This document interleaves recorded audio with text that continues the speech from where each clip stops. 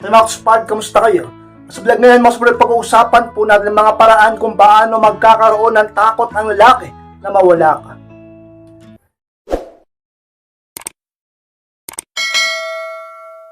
At kung handa na kayong lahat, maghanda po tayo at muli, be inspired!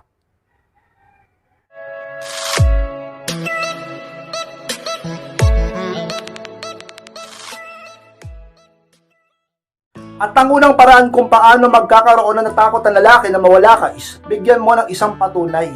Yan ang unang sikreto ka-inspired upang ang isang lalaki ay magkaroon ng takot na mawala ka. Alam nyo mga inspired, kung bakit ang isang lalaki ay ginaganyan ka, binabalewala ka, minamalit ka, at talaga namang walang takot tungkol sa'yo.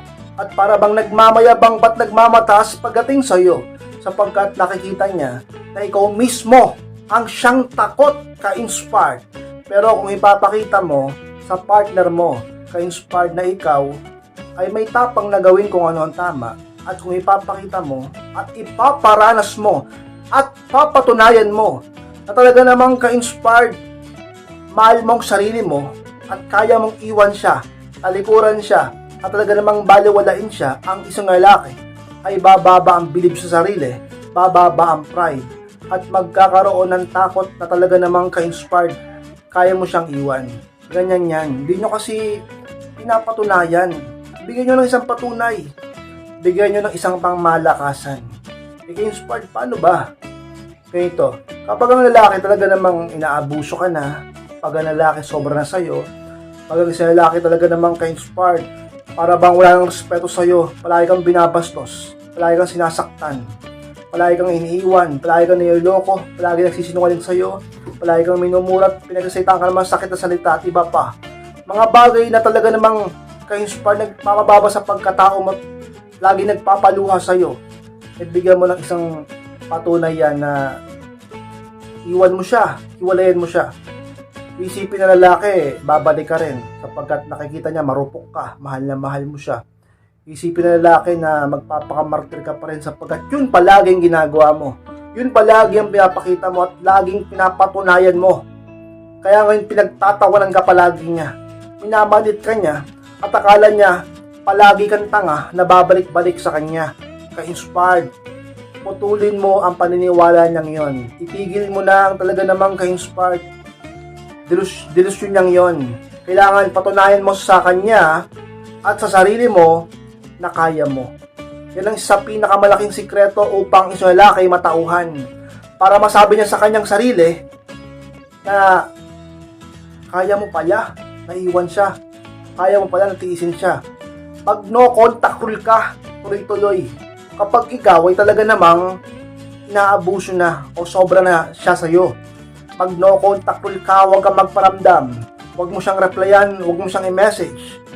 At talaga namang ka-inspired, manahimik ka. Huwag mo siyang habulin. Huwag mo siyang kulitin. Patunayan mo sa kanya na kaya mong mawala.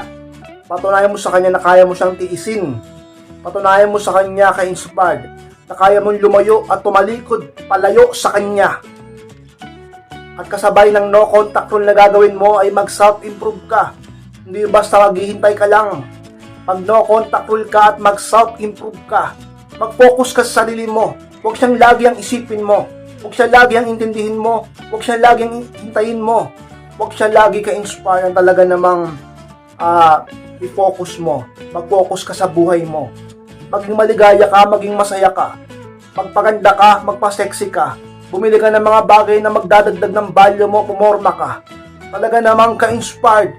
Pilitin mo na ibalik ang dati mong halaga na nawala ng dahil sa kanya.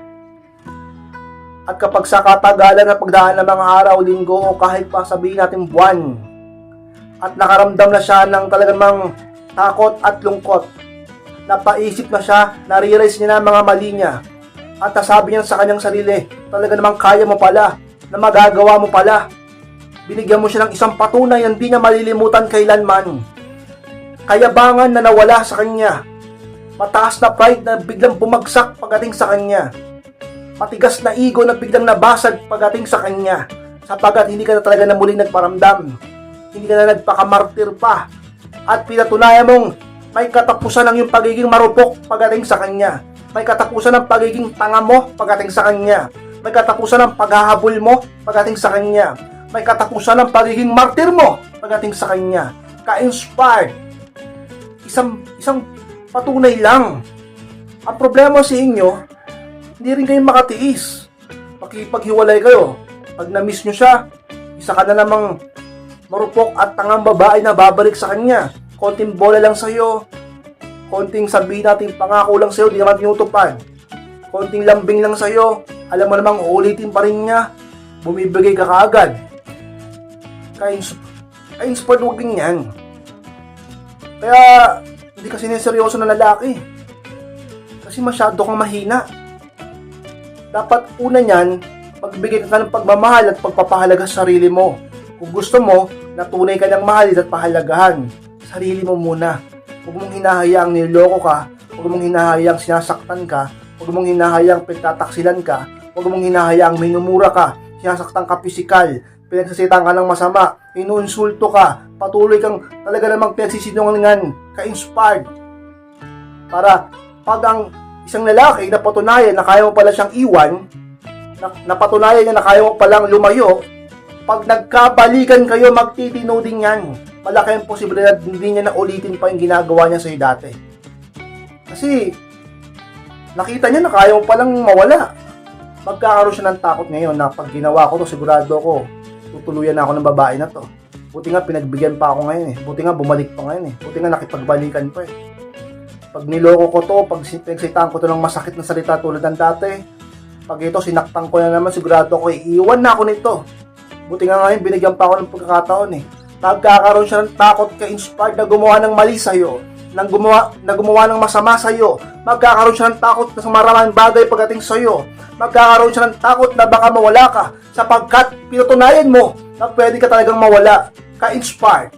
Paalagaan mong sarili mo. Pag sobra na lumayo ka, patunayan mo sa kanya na kaya mo mawala upang ang isang lalaki ay mawala ang kayabangan at muling maghabol sa'yo at talaga namang makita niya ang halaga mo. Pag nagkaayos kayo, ay mahalin ka niya ng totoo, maging tapat sa'yo, maging matino sa'yo, maging mabait sa'yo, at matakot sa'yo. Talaga naman ka-inspire sa isang mga sikreto upang ang isang lalaki ay talaga namang pahalagaan ka ng tunay at tapat. Ka-inspire.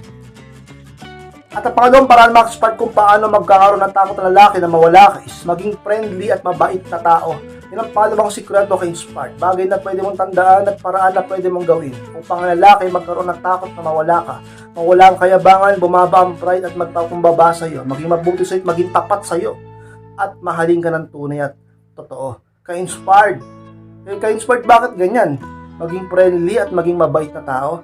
Alam niyo mga ka-inspired sa mga dahilan kung bakit tayo mas lalo nagiging mahalaga at mas lalo tayo nagiging high value sa mga mata nila. At kahit sa mata ng partner natin, dahil nakikita niya na malaki ang network natin. O malaki ang talaga namang ka-inspired, kapangyarihan na meron tayo. Kapangyarihan? Ano yun ka-inspired? Nakikita niya na isa kang tao na attractive, charismatic, appealing, magnetic, sapagkat maraming kang kaibigan. Maraming napapalapit sa iyo. Mabait kang tao, mabait sila sa iyo. At sigurado malamang sa malamang, sa subconscious niya, sinasabi sa kanya na maraming nagkaagusto at humahanga sa iyo dahil sa personality mo. Maging friendly ka at maging mabuting tao.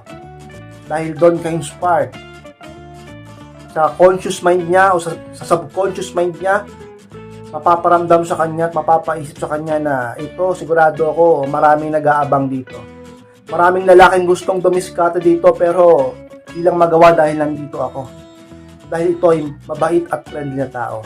At nakakaganda yan, yung pagiging mabait, yung pagiging palakaibigan, marunong makisama, nakakaganda yan. Nagsa-self-improve ka na, nagpapaganda ka na, lalo ka pang gaganda. Kaya huwag niyong sabihin na ka-inspire, hindi ako pinanganak na maganda. Hindi maganda ang lahi namin, hindi maganda ang pamilya namin. Ganito ang balat ko, ganito ang ilong ko, ganito ang buhok ko, ganito ang mata ko. Eh ano naman, kung mabuti ka naman tao, at kung nag-aayos ka naman, gaganda ka pa rin. Ka-inspired. Ang kagandahan ay nasa tumitingin. Nasa tumitingin yan. Maaring hindi ka maganda sa kanya, pero maganda ka para sa akin. Maaring hindi ka maganda para sa tao na yon, pero maganda ka para sa nakatingin sa kabila. Ka-inspired. Huwag mong ibaba ang tingin mo sa sarili mo. May kanya-kanya tayong kagandahan, may kanya-kanyang taong nagkaagusto sa atin. May hindi, meron nagkaagusto. Ganyan lang yan. Ka-inspired. Lagi kang mag-self-improve. Maging mabuting tao at sigurado makikita niya sa kanyang sarili na dapat siyang mag-ingat na talaga namang pakawalan ka. Na may isip niyang dapat kanyang pahalagahan dahil ka-inspired. Maraming tao sa buhay mo. Ganyan yan, pero pag nakita niya na wala ka man lang kaibigan, pag nakita niya na salbahe ka pa, sigurado ako, bababa ang tingin sa'yo niyan. Doon pa lang sa salbahe ka, kahit maganda ka pa, papangit ka din sa mga mata niya. Papangit ka din sa mga mata niya pag salbahe ka. Kaya kahit ano pang itsura mo, dapat maging mabuti ka sa kapwa mo, lalo na sa kanya. At dapat maging friendly ka. Dahil kung makikita niyang hindi ka friendly, bababa tingin niya sa'yo. Dahil ang tunay na high value, alam na mga lalaki to, alam na mga kalakihan to kahit pa ng partner mo, tandaan mo yan. Ang mga tunay na high value, alam namin, maraming ka-close. Maraming nilalapitan ng mga tao. Malapit sa mga tao. At talaga namang maraming nag-aagusto. Maraming gusto makipagkilala. Friending tao at mabait na tao. Yan ang tunay na high value. Ka-inspired. Sa isang mga sikreton dapat mong tandaan at lagi mong gawin upang ang partner mong lalaki ay magkaroon ng takot na mawala ka. Maging friendly at mabait na tao. Sa isang mga sikreto, ka-inspired. At ang pangatlong paraan mga ka-inspired kung paano magkakaroon ng takot ang lalaki na mawala ka is bigla kang manlamig kapag sobra na sa'yo. Ang pangatlo, ka-inspired. Alam nyo mga ka-inspired, dapat mong kayanin yan. At dapat mong gawin yan paminsan-minsan kapag sobra na sa'yo. Ang isang mga nagpapagising at nagpaparealize at nagpapaisip sa mga lalaki tungkol sa partner nila ay kapag ito ay nagbago na. Pag may nagbago sa'yo. Pag isa yan sa mga sikreto, paramdam mo, pakita mo na nanlalamig ka na. Hindi ka na tulad ng dati. Dati, sobrang mahal mo siya. Baliw na baliw ka sa kanya. Sobrang needy mo. Palagi ka nagpaparamdam, lahat ng panahon mo binibigay mo sa kanya at bigay todo ka sa pagbibigay ng effort sa kanya. Palagi kang available, napaka-clingy mo at napaka-mapagbigay mo sa maraming bagay pagdating sa kanya. Napaka-sweet mo at talaga namang napaka-romantic mo. Pero ngayon dahil sa ginagawa niya sa iyo, palagi kanyang sinasaktan, emotional man o physical. Palagi kanyang niloloko, na-stress ka sa kanya, napaka-toxic niya sa iyo. At iba pang mga dahilan kung bakit hindi ka masaya o maligaya. Dahil sa ginagawa niya yun, bigla ka maging ganyan. Manlamig ka. Paramdam mo sa kanya. Sigurado ako ka-inspired. Una yan, magagalit talaga yan. Magagalit ka inspired? Oo, magagalit yan. Kasi hindi siya sanay. Ayaw niya yung pakiramdam. Ayaw niya yung pakiramdam na ipaparamdam mo sa kanya.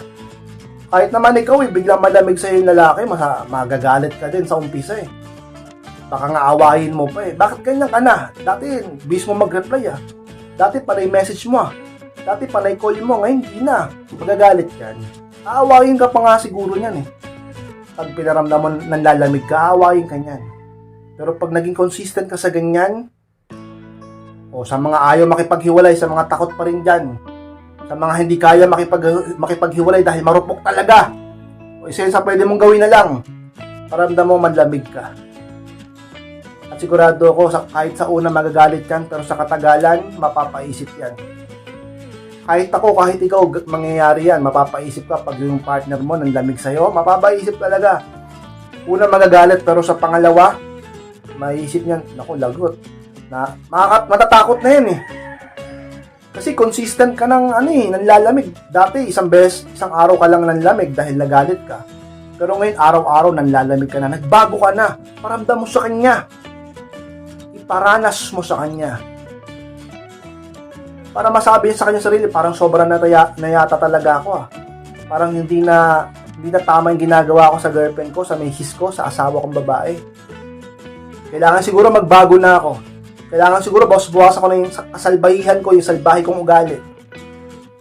Kasi araw-araw, ilang linggo na siyang ganyan o ilang buwan na siyang ganyan, ang lamig na sa akin. Namimiss ko na yung dating siya. O diba? Namimiss niya yung dating ikaw. Marirealize niya ngayon yung halaga mo. Hanap-hanapin niya ngayon yung effort mo, yung lambing mo. yung dating pagmamahal mo na dati hindi niya nakikita at napapahalagahan. Nakikita naman niya pero hindi niya napapahalagahan. Pero ngayon, gusto niya na ulit maranasan. Ganyan yan. Diba? Minsan, maging maging matapang ka din sa pagpaparamdam ng ganyan sa kanya. Kasi siya nga napakatapang niyang iparamdam sa'yo na kahit umiiyak ka na, sasaktan ka na, tuloy pa rin siya. Ganyan din, para maramdaman niya rin yung lungkot at sakit na pinaparamdam niya sa'yo. Kung di mo kaya makipaghiwalay, at wala ka pa talaga sa hangganan ng katangahan mo, wala ka pa sa limitasyon ng katangahan mo, yan na lang gawin mo. Para at least kahit papaano may maisip siya tungkol sa'yo. Magsisi siya tungkol sa'yo. At makaramdam siya kahit papaano ng takot na baka iwan mo na siya. Makaramdam siya ng takot kahit papaano na baka bigla kang mawala ka-inspired sa mga sikretong dapat mong tandaan. Bagay na dapat mong kayaning gawin upang ang part ng lalaki ay matakot o makaramdam ng takot na mawala ka. Manlamig ka kapag sobra na siya ka-inspired. So mga spoiler po, mas salamat po mga kaspar sa pagtapos po ng vlog na ito. Huwag pong kalimutan na mag-like, comment, and share na rin po upang makatulong din po tayo sa iba. Sa mga hindi pa po nakasubscribe, subscribe na po mga kaspar. Click ko na rin po notification bell upang maging updated po kayo pag may bago po ang i-upload dito sa YouTube. At sa mga gusto magpa-coaching or magpa-advise, pakimas lang po ako sa aking Facebook. Pakisearch lang po ayun po yung profile picture ko, pakisearch lang po at pakimessage po ako sa Messenger. Ako po mismo ang magre-reply sa inyo. Pag-usapan natin yung problema sa pag-ibig. Maraming salamat mga kaspar. Mag-ingat kayong lahat. Mahal ko po kayo. At muli, be inspired!